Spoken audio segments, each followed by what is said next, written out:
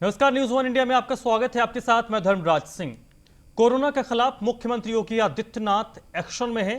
कल मुख्यमंत्री योगी नोएडा आएंगे। बड़ी खबर आपको बता दें, मुख्यमंत्री योगी आदित्यनाथ कोरोना के खिलाफ लगातार अलग अलग जगहों का दौरा कर रहे हैं, व्यवस्थाओं का जायजा ले रहे हैं, अलग अलग जिलों में जाकर कोविड कमांड सेंटर का निरीक्षण कर रहे हैं। और अभी जो जानकारी है उसके मुताबिक कल यानी कि रविवार के दिन मुख्यमंत्री योगी आदित्यनाथ नोएडा आएंगे।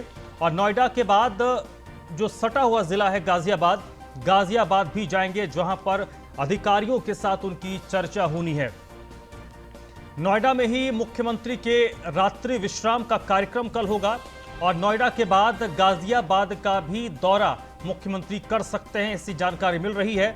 गाजियाबाद में कोरोना के खिलाफ तैयारियों को लेकर मुख्यमंत्री अधिकारियों के साथ विचार विमर्श कर सकते हैं। तो बड़ी खबर आपको बता दें, रविवार के दिन मुख्यमंत्री योगी आदित्यनाथ नोएडा के दौरे पर होंगे और नोएडा में ही उनका रात्रि विश्राम है।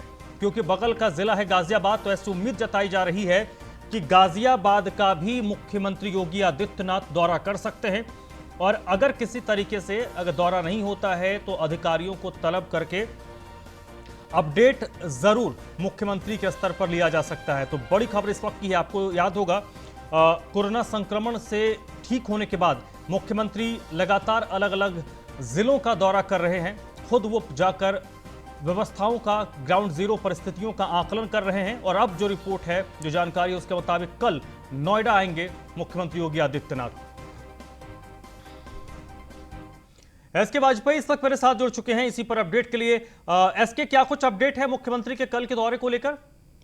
बिल्कुल निश्चित है कि सीएम योगी आदित्यनाथ कल एनसीआर का दौरा कर सकते हैं, जिसमें नोएडा, गाजियाबाद और मेरठ सीएम योगी आदित्यनाथ जा सकते हैं, जहां लगातार वो विभिन्न उन जिलों का दौरा कर रहे हैं जहां पर कोरोना के मामले ज्यादा थे। हालांकि अब उत्तर प्रदेश सरकार ने कोरोना के मामलों पर काबू पाने में सफलता जरूर पा ली है, लेकिन सीएम योगी आदित्यनाथ लगातार स्थलीय निरीक्षण कर रहे हैं। जिस दिन से उनकी रिपोर्ट निगेटिव आई है, लगातार वो अस्पतालों में जाकर, कोविड कंट्रोल रूम सेंटर में जाकर स्थितियां देख रहे हैं। चाहे वो सबसे पहले उनका बरेली रहा हो या उसके बाद मुरादाबाद रहा हो, वाराणसी रहा हो, गोरखपुर या फिर अयोध्या, अब सीएम योगी आदित्यनाथ एनसीआर का रुख कर रहे हैं। और निश्चित है कि सीएम योगी आदित्यनाथ नोएडा, मेरठ और गाजियाबाद का दौरा करेंगे और निश्चित है कि वहां के अफसरों के साथ बैठक होगी, समीक्षा होगी, साथ ही साथ स्थलीय निरीक्षण भी करेंगे। उसके अलावा कोविड कंट्रोल रूम सेंटर भी सीएम योगी आदित्यनाथ जा सकते हैं। तो यह महत्वपूर्ण दौरा सीएम योगी आदित्यनाथ का है, जो कि एनसीआर का होगा, जहां पहले भी सीएम योगी आदित्यनाथ लगातार प्रदेश के विभिन्न जिलों का दौरा करते रहे हैं। अगर हम बात करें, जहां पर ज्यादा केसेस आ रहे थे, राजधानी लखनऊ के विभिन्न अस्पतालों को जाकर देख चुके हैं, चाहे वो डीआरडीओ रहा हो या उसके अलावा शक्ति भवन वैक्सीनेशन सेंटर रहा हो, या उसके अलावा अगर हम देखें तो जो हज हाउस में सेंटर बनाया गया है, वहां से उनके दौरे शुरू हुए थे। उसके बाद बरेली, मुरादाबाद, वाराणसी, प्रयागराज और उसके बाद गोरखपुर और फिर अयोध्या। अब वो एनसीआर जाएंगे। तो निश्चित है कि एनसीआर में भी अफसरों के साथ बैठक होगी, जनप्रतिनिधियों के साथ भी सीएम योगी आदित्यनाथ मुलाकात करेंगे और वहां से उनकी स्थानीय स्तर पर जो चीजें हैं उसको जानने की कोशिश करेंगे। जिस तरीके से उत्तर प्रदेश सरकार लगातार विभिन्न जो समस्याएं हैं उनको लेकर सख्त कदम उठा रही है, चाहे वो ऑक्सीजन की सप्लाई को लेकर हो, चाहे वो रेमडेसिविर या विभिन्न दवाओं की उपलब्धता को लेकर हो, बेड्स की उपलब्धता को लेकर हो, टेस्टिंग बढ़ाने को लेकर हो, इन बहुत सारी चीजों को लेकर लगातार सीएम योगी आदित्यनाथ खुद निरीक्षण कर रहे हैं। उसी क्रम में अब सीएम योगी आदित्यनाथ कल एनसीआर जा सकते हैं। तो निश्चित है कि एनसीआर अगर जाएंगे तो तीनों जिलों का दौरा करेंगे और वहां पर अफसरों के साथ ही साथ जनप्रतिनिधियों के साथ बैठक होगी और जिसमें वो स्थलीय चीजें जानने की कोशिश करेंगे कि अभी वहां पर हालात क्या हैं और किन चीजों की और वहां पर जरूरत है जिससे स्थितियां और ज्यादा बेहतर हो सके। जी चलिए, और इस दौरान सबसे अहम एसके वाजपेयी ये भी हो जाता है कि मुख्यमंत्री लगातार जब खुद दौरा कर रहे हैं उसका असर भी दिख रहा है, क्योंकि अब अधिकारी भी टाइट हो गए हैं कि उनको पता है, उनको इस बात का इल्म है कि आज वो कल अगर वो नोएडा आएंगे तो पता नहीं परसों किस जिले का दौरा कर लें। बिल्कुल निश्चित है, क्योंकि जिस तरीके से मुख्यमंत्री योगी आदित्यनाथ ने स्वयं स्थलीय निरीक्षण शुरू किया है, लगातार हर जिले में गए हैं, कोविड कमांड सेंटर भी गए, यहां तक कि जब वो आगरा गए तो उन्होंने वहां पर आगरा, मथुरा और अलीगढ़ के दौरान जो कोविड सेंटर में मरीज भर्ती थे उनसे भी सीधे तौर पर मुलाकात की। मुरादाबाद गए तो जो वहां पर लोग होम क्वारंटीन में थे वहां पर भी सीएम योगी आदित्यनाथ ने जाकर सीधे तौर पर उनसे पूछा कि आपको दवाइयां मिल रही हैं, कोई समस्या तो नहीं है, अगर कोई दिक्कत आपको आ रही है तो आप बता सकते हैं। तो निश्चित है कि मुख्यमंत्री योगी आदित्यनाथ जिस तरीके से स्थलीय निरीक्षण कर रहे हैं, जिस तरीके से चीजों को ग्राउंड जीरो पर जाकर देख रहे हैं, तो इससे एक संदेश जरूर अफसरों में चला गया है कि मुख्यमंत्री योगी आदित्यनाथ कहीं भी पहुंच सकते हैं, चीजों को देख सकते हैं।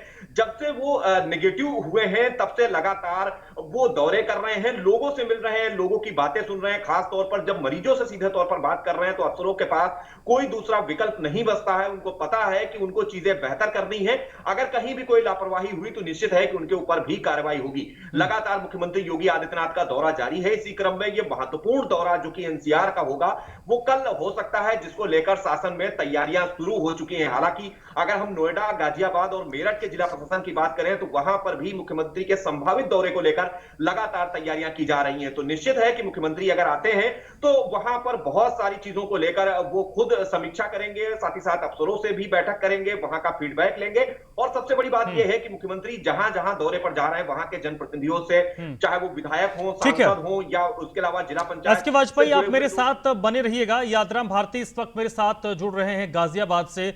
यादराम, कल संभवतः गाजियाबाद का दौरा कर सकते हैं मुख्यमंत्री, नोएडा आएंगे, उसके बाद ये कहा जा रहा है कि वो गाजियाबाद भी जा सकते हैं। क्या कुछ तैयारियां मुख्यमंत्री के दौरे को लेकर है? किस तरीके की चर्चाएं इस वक्त प्रशासनिक गलियारों में है?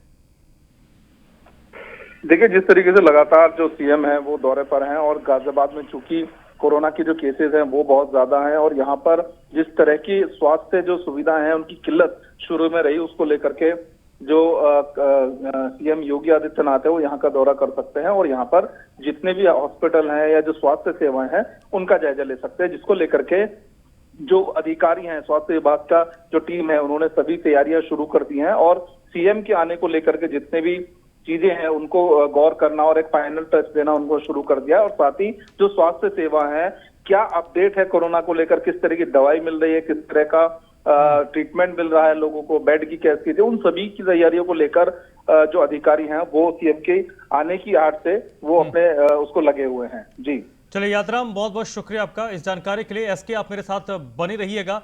तो उत्तर प्रदेश में कोरोना के मामलों में लगातार गिरावट जारी है। पिछले 24 घंटों की अगर बात करें तो 12,547 नए मामले पिछले 24 घंटे में रिपोर्ट किए गए हैं और 12,000 से ऊपर पॉजिटिव मामले रिपोर्ट किए गए हैं, जबकि ठीक होने वाले मरीजों की संख्या की अगर बात करें तो ये संख्या है 28,404, यानी तकरीबन 2 गुने से ज्यादा लोग ठीक हुए हैं।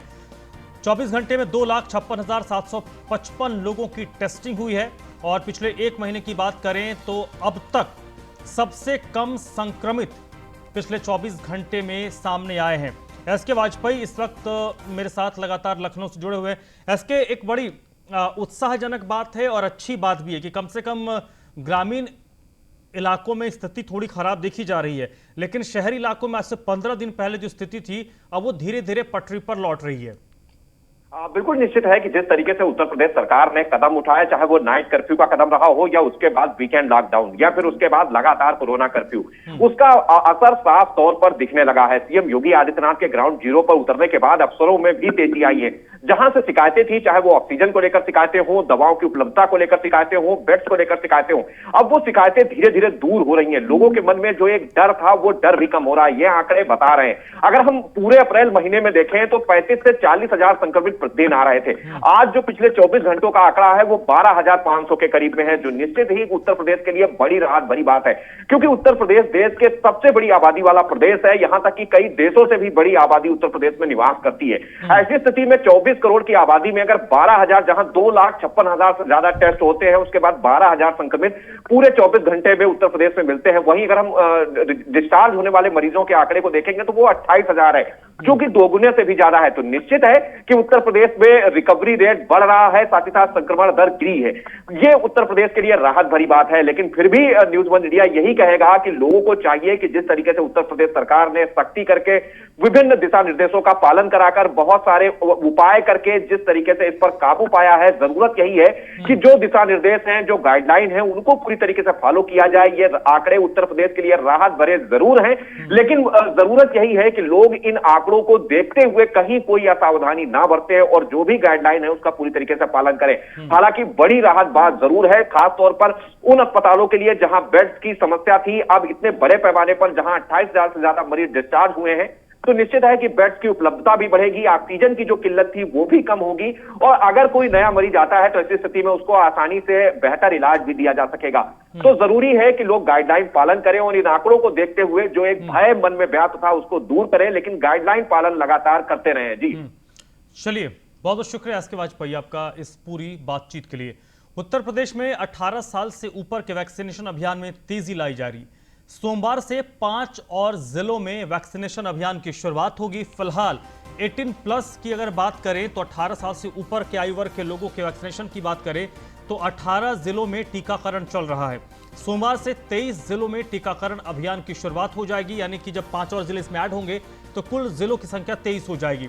18 साल से 44 साल की उम्र के लोगों को कोविड की वैक्सीन लगाई जा रही है और उत्तर प्रदेश में सोमवार से स्थिति और बेहतर हो जाएगी, क्योंकि 5 और जिलों में वैक्सीनेशन कार्यक्रम की शुरुआत हो जाएगी।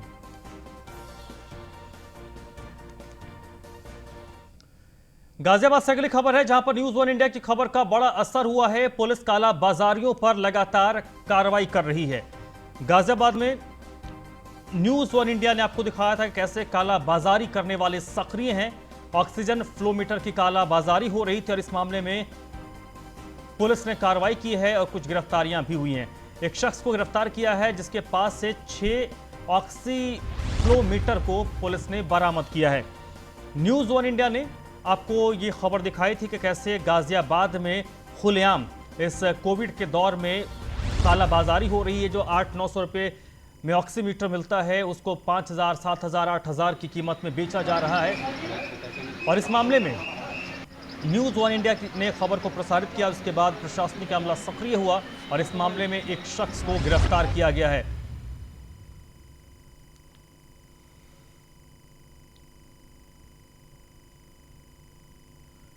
हालांकि इस मामले में पुलिस को लगातार इस तरीके की कार्रवाई करती रहनी होगी, क्योंकि ऐसे लोगों की संख्या इस वक्त बहुत ज़्यादा है। कोई ऑक्सी फ्लोमीटर की कार्रवाई कर रहा है, कालाबाजारी कर रहा है, कोई ऑक्सीजन की कालाबाजारी कर रहा है, कोई दवाइयों की कालाबाजारी कर रहा है, कोई नकली इंजेक्शंस बेच रहा है। तो इस तरीके के जो लोग हैं वो आज की तारीख में सक्रिय हो गए हैं और ऐसे लोगों को कंट्रोल करने के लिए पुलिस को लगातार इस तरीके की कार्रवाई को अंजाम देते रहना पड़ेगा। यादराम भारती इस वक्त मेरे साथ जुड़ चुके हैं। यादराम, ये जो गिरफ्तारी हुई है इसमें ये एक शख्स इकलौता है या ये किसी रैकेट का हिस्सा है? पुलिस इस एंगल में भी पूछताछ कर रही होगी। जी बिल्कुल, देखिए जब से न्यूज़ वन इंडिया ने खबर दिखाई है तब से लगातार पुलिस एक्टिव है और कई कालाबाजारियों को अब तक जेल भेज चुकी है। अब फहद नाम का ये युवक जो बाजार है मेडिकल उपकरणों का और दवाई बाजारों का, ये उनसे सीधे तौर पर कनेक्ट है और वहां से ये माल उठाकर लोगों को महंगे दामों में जो मेडिकल उपकरण है वो बेचता था। उसी बात को लेकर के जो पुलिस है उसने जाल बिछाया और नकली ग्राहक बनकर यहाँ पर भेजा गया, जिसके बाद फहद नाम का युवक पुलिस के हत्थे चढ़ा। फहद के पास से करीब 6 फ्लोमीटर जो ऑक्सीजन के फ्लोमीटर है वो बरामद हुए, जिन्हें वो 10 से 15,000 रुपए में ग्राहकों को बेच रहा था। जी चलिए यादराम, बहुत बहुत शुक्रिया आपका। दिल्ली के मुख्यमंत्री अरविंद केजरीवाल ने आज एक प्रेस कॉन्फ्रेंस की है। इस प्रेस कॉन्फ्रेंस के दौरान दिल्ली के मुख्यमंत्री ने यह जानकारी दी कि दिल्ली में कोरोना के जो केस हैं वो घट रहे हैं। इसके अलावा दिल्ली में पिछले 15 दिन में क्या कुछ काम हुए हैं, इसकी जानकारी मुख्यमंत्री ने दी है। से हम एक और ज़रूरी सेवा शुरू कर रहे हैं। आज से हम ऑक्सीजन कॉन्सेंट्रेटर बैंक शुरू कर रहे हैं। ये क्या है, इसकी क्या ज़रूरत है, क्या काम आएगा? अक्सर देखा जा रहा है कि किसी को कोरोना हुआ, उनकी ऑक्सीजन कम होने लगी। अगर उनको तुरंत ऑक्सीजन दे दी जाए तो उनकी तबीयत ज़्यादा बिगड़ने से बचाई जा सकती है। अगर उन्हें समय पे ऑक्सीजन नहीं मिलती तो उनकी तबीयत बिगड़ते बिगड़ते इतनी बिगड़ जाती है कि कई बार उनको फिर आईसीयू ले जाना पड़ता है और कभी कभी तो उनकी मौत हो जाती है। इसलिए कोरोना के मरीज को समय पे ऑक्सीजन मिलना बहुत ज़रूरी है। ऐसे मरीजों के लिए हमने ये ऑक्सीजन कॉन्सेंट्रेटर बैंक बनाया। हाथरस से अगली खबर है, जहां पर सीमा उपाध्याय भारतीय जनता पार्टी में शामिल हुई है। पूर्व ऊर्जा मंत्री रामवीर उपाध्याय की पत्नी है सीमा उपाध्याय। हाथरस से बड़ी खबर है, सीमा उपाध्याय जो रामवीर उपाध्याय की पत्नी हैं, उन्होंने भारतीय जनता पार्टी का दामन थामा है। आज अपने समर्थकों के साथ वो बीजेपी में शामिल होगी।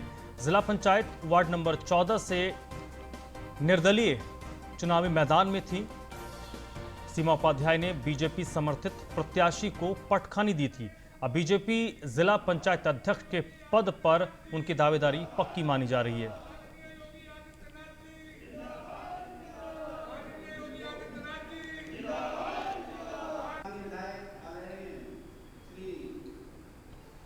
रामवीर उपाध्याय की पत्नी हैं सीमा उपाध्याय, जिन्होंने आज भारतीय जनता पार्टी का दामन थामा और पंचायत चुनाव के दौरान जिला पंचायत के पद पर वो चुनावी मैदान में थी और उन्होंने भारतीय जनता पार्टी के उम्मीदवार को पटखानी दी थी और आज अपने समर्थकों के साथ वो भारतीय जनता पार्टी में शामिल हुई हैं।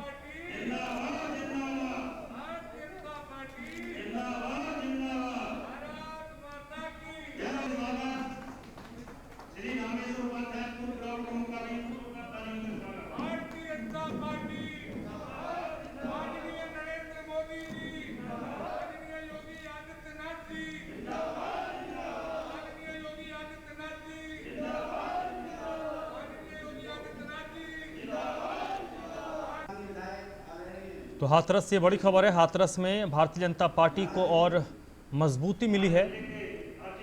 रामवीर उपाध्याय की पत्नी सीमा उपाध्याय आज अपने समर्थकों के साथ भारतीय जनता पार्टी में शामिल हो गई।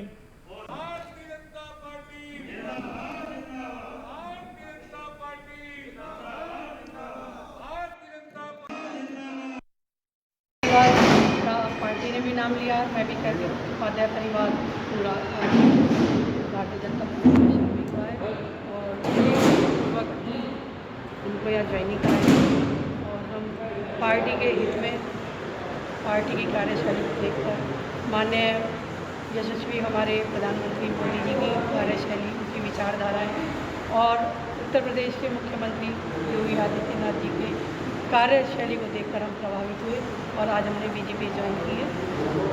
और मैं भरोसा दिलाती हूँ भारतीय जनता पार्टी को कि हम हमेशा पार्टी के जितने भी हमारे पदाधिकारीगण हैं, जितने भी हमारे सम्मानीय कार्यकर्ता हैं और हमारे जितने भी मान्य विधायकगण हैं, सांसद हैं, सभी के भावनाओं का पूरा सम्मान। उपाध्याय परिवार ने भारतीय जनता पार्टी की सदस्यता ग्रहण की है और इसमें विशेष तौर से पूर्व जिला पंचायत अध्यक्ष श्रीमती सीमा उपाध्याय जी और उनके परिवार के अन्य सदस्य श्री रामेश्वर उपाध्याय जी पूर्व ब्लॉक प्रमुख हैं, हम दोनों ने आज पार्टी की सदस्यता ग्रहण की है। जैसा कि पिछले चुनाव में जब चल रहा था तो कुछ लोगों को निष्कासित किया था, आज प्रदेश नेतृत्व के निर्देश पर माननीय क्षेत्रीय अध्यक्ष जी ने उन सबका निष्कासन भी निरस्त कर दिया है। तो ये आज यहाँ पर ये कार्यक्रम भी हुआ था, माननीय जिला अध्यक्ष की गौरव जी की अध्यक्षता में हुआ, जिसमें मुझे भी उपस्थित रहने का। अंबेडकर नगर में बिलारी गांव में कोरोना ने आतंक मचाया हुआ। एक साथ 32 लोग इस गांव में कोरोना संक्रमित पाए गए हैं और एक साथ इतनी बड़ी संख्या में संक्रमण के मामले सामने आने के बाद जिला प्रशासन के भी हाथ पैर फूल गए। फिलहाल सतर्कता बढ़ाई गई है और इस बिल्लारी गांव को तत्काल कंटेनमेंट जोन घोषित करके गांव में आने जाने वाले रास्तों को सील कर दिया गया है। गांव में खाद्यान्न, फल, सब्जी की गाड़ी लगाई गई है और फिलहाल पूरे गांव में सैनिटाइजेशन अभियान चलाया गया है। मेडिकल टीम घर घर जाकर लोगों की कोरोना जांच करेगी और उसके बाद हो सकता है इस मामले में कहीं संक्रमण के और ज्यादा मामले सामने ना आए। इस गांव को सील किया जा रहा है, आवागमन के रास्तों को रोका जा रहा है और ये इस गांव को सैनिटाइजर कराने की व्यवस्था की गई है। आला अधिकारी में कौन कौन सर आ चुके हैं? इस समय तहसीलदार साहब हैं, मैं स्वयं हूँ, सफाई कर्मी हैं, लेखपाल हैं आदि यहाँ मौजूद हैं। स्वास्थ्य महकमे का कोई भी कर्मचारी यहाँ अभी तक